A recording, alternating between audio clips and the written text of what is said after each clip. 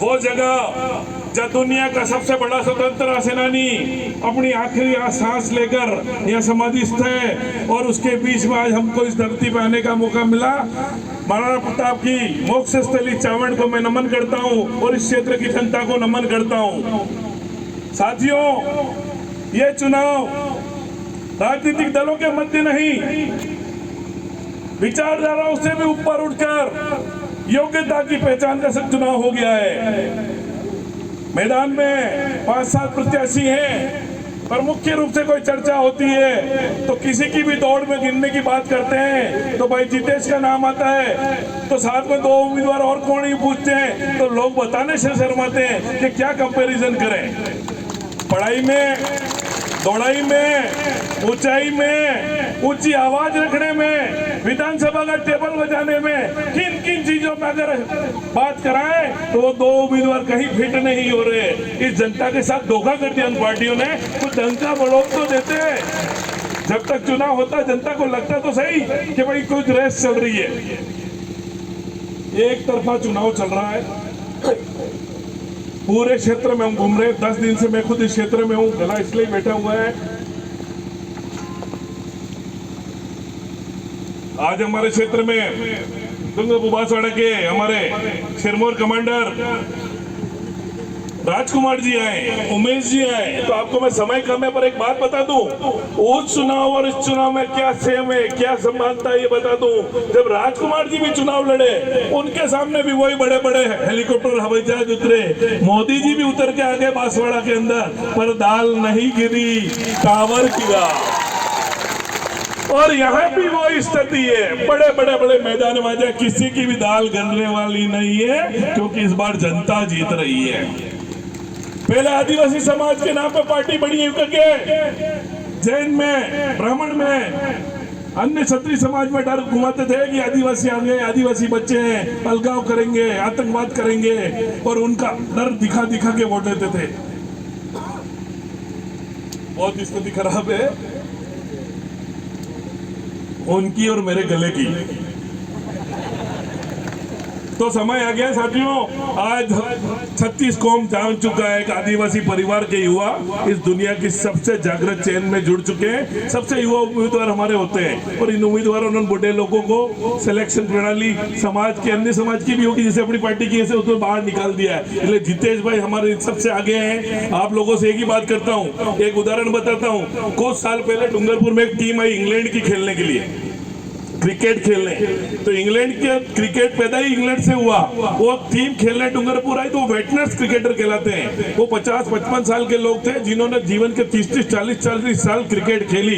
वो घूमने के मध्य से आए थे, तो उन्होंने एक मैच का आयोजन यहाँ किया। वो सारे दुनिया के नामी खिलाड़ी पर पुराने लोग, और यहाँ के हमारे नए जैसे छोरों को उनके सामने उतारा कि एक मैच रखते हैं तो पुराना अनुभव हो जाएगा। तो साथियों, वो 70 साल 65 साल वाला आदमी जब खेल खेलने उतरा, खेल तो उसने क्रिकेट 40 साल खेला, पर उस मैच में बुरी शान से हार गया। क्यों हार गया?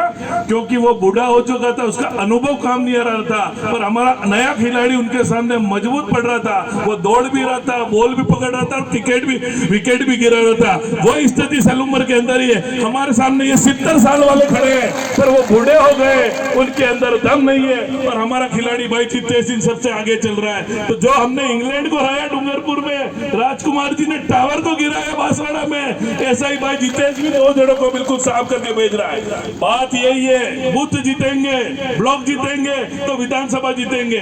जोश में आने की जरूरत नहीं है। कोई कार्यकर्ता अपना क्षेत्र छोड़ के बाहर न जाए।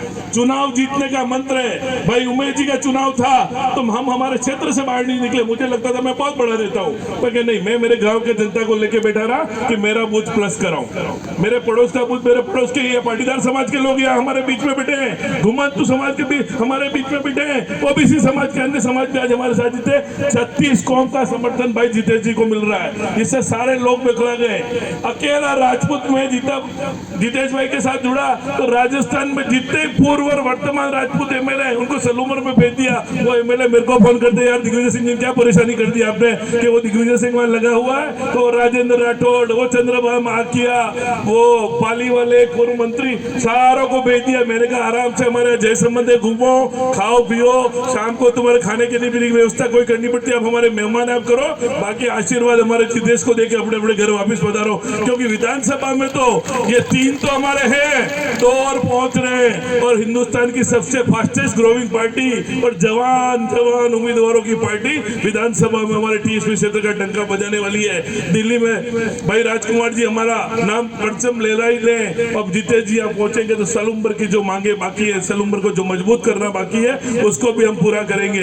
साथियों, किसी से डांटने की जरूरत नहीं। इस मंच के माध्यम से मैं सामान्य ओबीसी वर्ग को विशेष तौर पर कहना चाहता हूं कि हमारा जनजाति वर्ग 550 साल से हमारा साथ देता आया।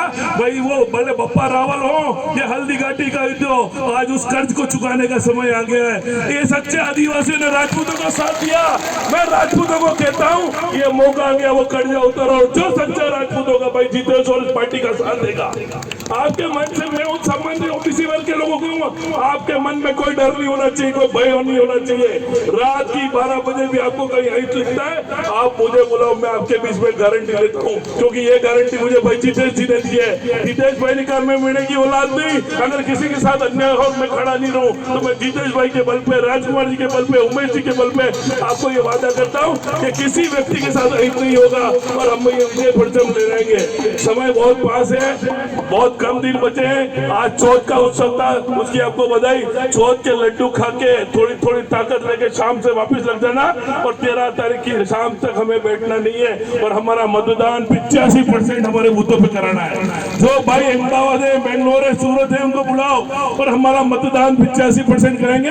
हम निश्चित तौर पे जीत रहे हैं और जीत को हमको बढ़ाए रखना है। ये चुनाव जीत का है। आज आपने मुझे ये मौका दिया, ये मान बढ़ाया, सम्मान दिया, उसके लिए मैं सरल ब्लॉक के कार्यकर्ताओं का आभार करता हूं, और साथ ही आप सब नवयुवकों को कहता हूं कि ये तो अंगड़ाई है, अभी झांकी और है। ये चुनाव तो 4 साल पहले का ट्रेलर है। अगला विधानसभा चुनाव तो राजस्थान में कांग्रेस बीजेपी 190 सीटों पर लड़ेंगी। इन 10 सीटों पे तो आएंगे ही नहीं वो। इन 10 को तो वॉकआउट दे देंगे, सिर्फ टिकट देंगे, तुम लड़ो, तुम्हारा काम लड़े। इन बाप वालों से पार नहीं पड़ सकते। इसलिए समझ लो ये चुनाव ट्रायल है, और अपनी ताकत दिखा दो। अगली बार ये भाग्य निर्धारण हम सब मिलकर करेंगे और एक नया इतिहास लगेंगे। जय जोहार, जय भवानी।